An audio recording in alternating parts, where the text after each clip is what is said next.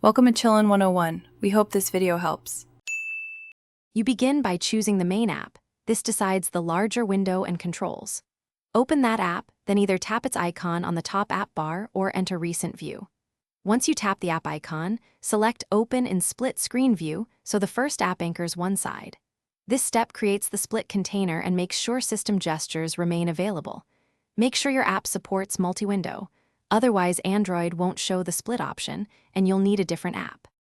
Next, you place the second app into the empty pane. Once the first app is anchored, open Recent or the app drawer and tap the second app. Android will slot it into the other half automatically. If the second app refuses, try launching it from Recent instead of the drawer. After both are visible, drag the middle divider to redistribute space.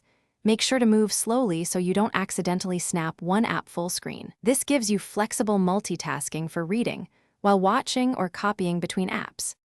To finish, either drag the divider fully to one side to close split screen or tap an app icon and choose full screen. If you want to swap which app occupies each pane, use the app icon menu and pick Swap Apps. If the split option is missing, make sure both apps are updated and multi-window is enabled in developer options or system settings. Restarting the tablet often restores the menu.